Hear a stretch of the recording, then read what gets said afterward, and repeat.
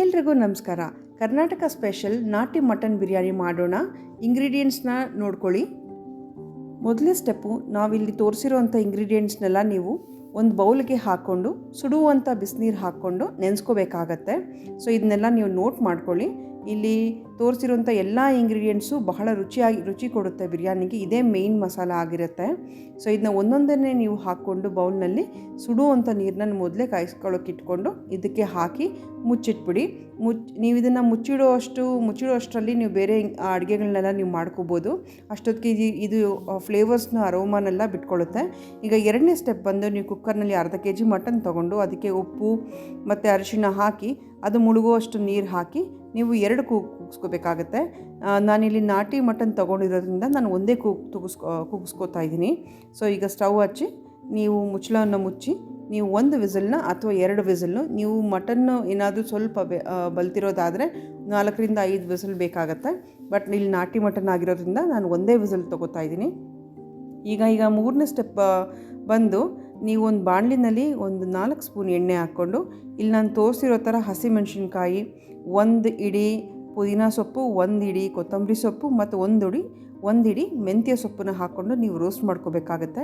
ಇದು ಅರ್ಧ ರೋಸ್ಟ್ ಮಾಡ್ಕೊಳ್ತಾ ಸೆಂಟರ್ಗೆ ನೀವು ಹಳ್ಳ ಮಾಡ್ಕೋಬೇಕಾಗತ್ತೆ. ಅಂದರೆ ನೀವು ಸೊಪ್ಪುಗಳನ್ನೆಲ್ಲ ಸೈಡಿಗೆ ಸರಿಸಿ ನೀವು ಸೆಂಟ್ರಲ್ಲಿ ನೀವು ಹಸಿಮೆಣಸಿನ್ಕಾಯಿನ ಒಂದು 6 ರಿಂದ 7, ಖಾರ ತಿನ್ನೋರಾದರೆ ಜಾಸ್ತಿ, ಆದರೆ ನೀವು ಈ ಬಿರಿಯಾನಿಗೆ ಖಾರ ಜಾಸ್ತಿ ಹಾಕೊಳ್ಳೋಕೆ ಹೋಗಬೇಡಿ. ಯಾಕಂದರೆ ಸ್ಪೈಸಸ್ಸು ಮತ್ತು ಈ ಸೊಪ್ಪುಗಳು ಎಲ್ಲ ಖಾರ ಕೊಡುತ್ತೆ. ಆದ್ದರಿಂದ ನೀವು ಮೆಣಸಿನ್ಕಾಯಿ ಆದಷ್ಟು ಕಮ್ಮಿ ಹಾಕ್ಕೊಳ್ಳಿ. ನಾನಿಲ್ಲಿ 3 ಗ್ಲಾಸ್ ಅಕ್ಕಿ ತೊಗೊಂಡಿದ್ದೀನಿ. ಆದ್ದರಿಂದ ನಾನಿಲ್ಲೊಂದು 5 ರಿಂದ 6 ಹಸಿಮೆಣಸಿನ್ಕಾಯಿ ಅಷ್ಟೇ ಹಾಕ್ಕೊಳ್ತಾ ಇದ್ದೀನಿ. ಸೊ ಇನ್ನೊಂದೆರಡು ಬೇಕಾದರೆ ನೀವು ಹಾಕ್ಕೋಬೋದು ಖಾರ ಬೇಕಾದರೆ. ಸೊ ಈ ಸೊಪ್ಪೇನು ಜಾಸ್ತಿ ಹೊತ್ತು ಹಿಡಿಯೋದಿಲ್ಲ ರೋಸ್ಟ್ ಆಗೋದಕ್ಕೆ ನಿಮಗೆ.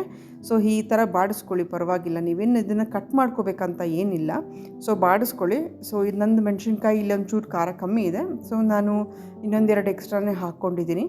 ಇದು ರೋಸ್ಟ್ ಆದಮೇಲೆ ಪ್ರತಿಯೊಂದೂ 5 ನಿಮಿಷ ರೋಸ್ಟ್ ಮಾಡ್ಕೋಬೇಕು. ರೋಸ್ಟ್ ಆದಮೇಲೆ ಲಾಸ್ಟಲ್ಲಿ ನೀವು ಒಂದು 2 ಗಡ್ಡೆ ಬೆಳ್ಳುಳ್ಳಿನ ಬಿಡಿಸ್ಕೊಂಡು ಹಾಗೆ ಒಂದು 2 ಇಂಚು ಶುಂಠಿನ ಕಟ್ ಮಾಡಿಕೊಂಡು ನೀವು ಇದ್ರ ಜೊತೆಗೇ ಹಾಕ್ಕೊಂಡು ರೋಸ್ಟ್ ಮಾಡ್ಕೊಳ್ಳಿ. ಒಂದು 5 ನಿಮಿಷ ರೋಸ್ಟ್ ಮಾಡ್ಕೊಳ್ಳಿ. ಸೊ ಇದು ಹೈ ಫ್ಲೇಮಲ್ಲಿ ರೋಸ್ಟ್ ಮಾಡಬೇಡಿ, ಲೋ ಫ್ಲೇಮಲ್ಲಿ ರೋಸ್ಟ್ ಮಾಡಿ ಆರಕ್ಕೆ ಇಟ್ಕೊಳ್ಳಿ. ಅಷ್ಟರಲ್ಲಿ ನೀವು ಇಲ್ಲಿ 3 ಗ್ಲಾಸ್ ಅಕ್ಕಿನ ಚೆನ್ನಾಗಿ ತೊಳ್ಕೊಬೇಕಾಗತ್ತೆ. ನಾನಿಲ್ಲಿ ಜೀರಾ ಸಾಂಬಾ ಅಕ್ಕಿನ ತೊಗೋತಾ ಇದ್ದೀನಿ. ಸೊ ಅದೇ ಬಹಳ ಮುಖ್ಯವಾದ ರೆಸಿಪಿ ಈ ಮಟನ್ ಬಿರಿಯಾನಿಗೆ. ಒಳ್ಳೆ ಫ್ಲೇವರ್ ಟೇಸ್ಟ್ ಕೊಡುತ್ತೆ. ತೊಳ್ಕೊಂಡು ನೆನೆಸಿಟ್ಕೋಬೇಡಿ ಅಕ್ಕಿನ. ಇಲ್ಲಿ ಜಾರ್ಗೆ 1 ಈರುಳ್ಳಿ ಹಾಗೆ ನೆನೆಸಿಟ್ಕೊಂಡಿರೋಂಥ ಎಲ್ಲ ಸ್ಪೈಸಸ್ನ ನೀರಿನ ಜೊತೆಗೇ ಹಾಕ್ತಾಯಿದ್ದೀನಿ. ಅದ್ರ ಜೊತೆಗೇ ನಾನು ರೋಸ್ಟ್ ಮಾಡ್ಕೊಂಡಿದ್ನಲ್ಲ ಸೊಪ್ಪು ಮತ್ತು ಶುಂಠಿ ಬೆಳ್ಳುಳ್ಳಿ ಮೆಣಸಿನ್ಕಾಯಿ, ಇದನ್ನು ಹಾಕ್ಕೊಂಡು ರುಬ್ಕೊಂಡು ಇಟ್ಕೊಂಡಿದ್ದೀನಿ. ಈಗ ಒಂದು ಅಗಲವಾದ ಪಾತ್ರೆಗೆ, ದೊಡ್ಡ ಪಾತ್ರೆ ಕಡಾಯಿಗೆ ನೀವು 2 ರಿಂದ 3 ಸೌಟು ಎಣ್ಣೆ ಹಿಡಿಯುತ್ತೆ ಇದಕ್ಕೆ. ಹಾಗೆ ಒಂದು 2 ಸ್ಪೂನು ತುಪ್ಪ ಹಾಕ್ಕೊಂಡು ಸ್ವಲ್ಪ ಬಿಸಿ ಮಾಡ್ಕೊಳ್ಳಿ. ಜಾಸ್ತಿ ಸುಡೋ ಥರ ಏನು ಎಣ್ಣೆನ ತುಪ್ಪನ ಬಿಸಿ ಮಾಡ್ಕೊಳ್ಳೋಕೆ ಹೋಗಬೇಡಿ. ಸೊ ಒಂದು ಸ್ವಲ್ಪ ಮೀಡಿಯಮ್ಮಾಗಿ ಬಿಸಿ ಆದರೆ ಸಾಕು. ಅದಕ್ಕೆ ನೀವು ಬಿರಿಯಾನಿ ಸ್ಪೈಸಸ್ ಏನು ಹಾಕಬೇಕು ಅಂದ್ಕೊತೀರಾ ಅದನ್ನ ಹಾಕ್ಬೋದು. ನೀವು ಹಾಕ್ತಿದ್ರೆ ನಡೆಯುತ್ತೆ. ಬರೀ ಒಂದು ಬಿರಿಯಾನಿ ಎಲೆ ಮತ್ತು ಏಲಕ್ಕಿ ಹಾಕಿದ್ರೂ ಸಾಕು. ನಿಮ್ಗೆ ಬೇಕಾದರೆ ಬೇರೆ ಸ್ಪೈಸಸ್ ಹಾಕ್ಕೊಂಡು ನಾನಿಲ್ಲಿ 3 ಗಡ್ಡೆ ಈರುಳ್ಳಿ, ಮೀಡಿಯಮ್ ಸೈಜ್ದು 3 ಈರುಳ್ಳಿನ ತೊಗೊಂಡಿದ್ದೀನಿ. ಅದನ್ನ ಉದ್ದುದ್ದಕ್ಕೆ ಸೀಳ್ಕೊಂಡು ರೋಸ್ಟ್ ಮಾಡ್ಕೊತಾ ಇದ್ದೀನಿ. ಅದು ಅರ್ಧ ರೋಸ್ಟ್ ಆದಮೇಲೆ ಒಂದು ಸ್ವಲ್ಪನೇ ಪುದೀನ ಹಾಗೆ ಕೊತ್ತಂಬರಿನ ಚಾಪ್ ಮಾಡ್ಕೊಂಡು ಹಾಕ್ಕೊಂಡು ಅದನ್ನು 5 ನಿಮಿಷ ರೋಸ್ಟ್ ಮಾಡಿಕೊಂಡು ನಾವು ಗ್ರೈಂಡ್ ಮಾಡ್ಕೊಂಡಿದ್ವಲ್ಲ ಅದನ್ನು ಮಿಕ್ಸ್ಚರ್ನ ನಾವಿಲ್ಲಿ ಹಾಕ್ತಾಯಿದ್ದೀವಿ.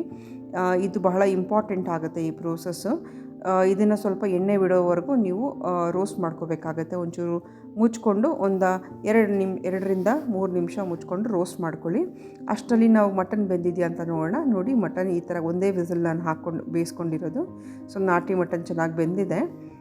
ಈಗ ಅರ್ಧ ಬೆಂದಿದೆ. 2 ನಿಮಿಷ ಆದಮೇಲೆ 2 ಸ್ಪೂನು ಧನಿಯಾ ಪುಡಿ ಹಾಕಲೇಬೇಕು ನೀವು. ಹಾಗೆ 1 ಸ್ಪೂನು ಒಂದು ಅರ್ಧ ಸ್ಪೂನು ಅರಶಿನ ಹಾಕ್ಕೊಳ್ಳಿ.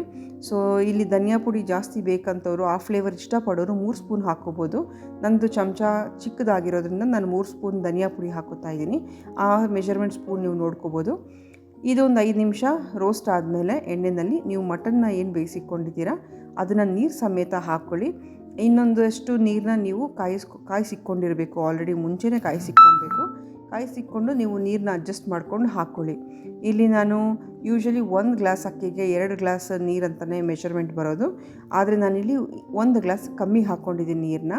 ಯಾಕೆ ಅಂತಂದರೆ ಈ ನಾವು ಮಿಕ್ಸಿ ತೊಳೆದಿರೋ ನೀರು, ಮಿಕ್ಸಿ ಗ್ರೈಂಡ್ ಮಾಡಿರ್ತೀವಲ್ಲ ಆ ಮಸಾಲ ನೀರೆಲ್ಲ ಹಾಕ್ಕೊಂಡಿರ್ತೀನಿ. ಸೊ ಹಾಗಾಗಿ ನಾನು ಮೊದಲೇ ಮಟನ್ ಬೇಯಿಸೋಕ್ಕೂ ಅದೇ ನೀರನ್ನೇ ಹಾಕ್ಕೊಂಡಿರ್ತೀನಿ. ಸೊ ಆದ್ದರಿಂದ ನೀವು ನೋಡಿಕೊಂಡು ಮಟನ್ ಬೇಯಿಸೋಕ್ಕೆ ನೀರು ಮತ್ತು ಅಕ್ಕಿಗೆ ನೀರು ಎರಡೂ ಸೇರಿಸ್ಕೊಂಡು ಹಾಕ್ಕೋಬೇಕು. ಅದಾದಮೇಲೆ ಒಂದು ಕುದಿ ಬಂದಮೇಲೆ ನೀವು ಅಕ್ಕಿ ಹಾಕ್ಕೊಳ್ಳಿ. ಆಮೇಲೆ ಒಂದು ಅರ್ಧ ಕಪ್ಪು ಮೊಸರು ಹಾಕ್ಕೊಳ್ಳಿ, ಅರ್ಧ ನಿಂಬೆಹಣ್ಣು ಹಾಕ್ಕೊಳ್ಳಿ. ಹಾಕ್ಕೊಂಡು ಮಿಕ್ಸ್ ಮಾಡ್ಕೊಳ್ಳಿ. ಕುದಿ ಬರೋವರೆಗೂ ನೀವು ಕಾಯಲೇಬೇಕು.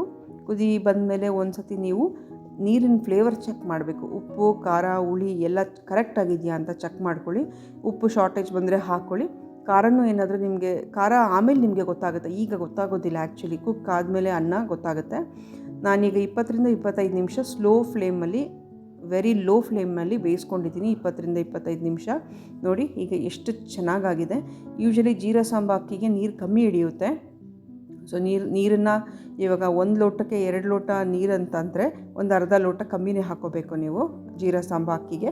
ನಾರ್ಮಲ್ ಮನೆ ಅನ್ನ ಮಾಡೋ ಅಕ್ಕಿ ಅಂತಂದರೆ ನೀವು ನಾರ್ಮಲಾಗಿ ಹಾಕ್ಕೊಳ್ಳಿ, ಪರವಾಗಿಲ್ಲ. ವಾಟರ್ ಮೆಷರ್ಮೆಂಟು ನೋಡಿ ಎಷ್ಟು ಚೆನ್ನಾಗಾಗಿದೆ ಅಂತಂದರೆ, ನಿಮ್ಗೆ ಬೇಕಾದರೆ ಇನ್ನೂ 1-2 ಸ್ಪೂನು ತುಪ್ಪ ನೀವು ಹಾಕೊಬೋದು. ತುಂಬ ರುಚಿಯಾಗಿರುತ್ತೆ ಇದು. ಆ ಸೊಪ್ಪು ಫ್ಲೇವರು, ಸ್ಪೈಸ್ ಫ್ಲೇವರೆಲ್ಲ ತುಂಬ ಅದ್ಭುತವಾಗಿರುತ್ತೆ. ಮಟನ್ ಫ್ಲೇವರ್ ಜೊತೆಗೆ ತುಂಬ ಚೆನ್ನಾಗಿರುತ್ತೆ. ನೀವು ಮಾಡಲೇಬೇಕು. ಇದು ಮಾತ್ರ ಫೇಲ್ಯೂರ್ ಆಗೋಕ್ಕೆ ಚಾನ್ಸೇ ಇಲ್ಲ. ನೋಡಿ ಈಗ ನಾನು ಮಟನ್ ಬಿರಿಯಾನಿನ ಡಿಶ್ ಔಟ್ ಮಾಡ್ಕೊಂಡಿದ್ದೀನಿ. ಇದ್ರ ಜೊತೆಗೆ ನೀವು ರಾಯ್ತಾ ಹಾಕೋಬೋದು, ಸ್ಯಾಲೆಡ್ಸ್, ಈರುಳ್ಳಿ, ಸೌತೆಕಾಯಿ ಹಾಕೋಬೋದು. ನಾನಿಲ್ಲಿ ಚಿಕನ್ ಫ್ರೈ ಕೂಡ ಮಾಡಿದ್ದೆ, ಹಾಗೆ ಕಬಾಬ್ ಕೂಡ ಮಾಡಿದ್ದೆ. ಸೊ ಅದನ್ನು ನಾನಿಲ್ಲಿ ಪ್ಲೇಟಲ್ಲಿ ಡೆಕೋರೇಷನ್ಗೆ ನಾನು ಯೂಸ್ ಮಾಡ್ತಾಯಿದ್ದೀನಿ. ಇದು ಹೆಸರು ಗೋಲ್ಡನ್ ಚಿಕನ್ ಫ್ರೈ ಅಂತ. ಇದು ಬಹಳ ರುಚಿಯಾಗಿರುತ್ತೆ. ನಾನು ನಿಮಗೆ ಇನ್ನೊಂದು ವೀಡಿಯೋನಲ್ಲಿ ಮಾಡಿ ತೋರಿಸ್ತೀನಿ. ಹಾಗೆ ಇಲ್ಲಿ ನಾನು ಕಬಾಬ್ ಕೂಡ ಮಾಡಿದ್ದೆ, ಚಿಕನ್ ಕಬಾಬು. ಸೊ ಅದನ್ನು ಕೂಡ ನಾನು ತೋರಿಸ್ತಾ ಇದ್ದೀನಿ ಇಲ್ಲಿ. ಈ ರೆಸಿಪಿ ಎಲ್ಲ ಮುಂದಿನ ದಿನಗಳಲ್ಲಿ ನಿಮಗೆ ಬರುತ್ತೆ. ದಯವಿಟ್ಟು ನಿಮ್ಮ ಆಶೀರ್ವಾದ ನನಗಿರಲಿ. ಲೈಕ್, ಸಬ್ಸ್ಕ್ರೈಬ್ ಮಾಡಿ.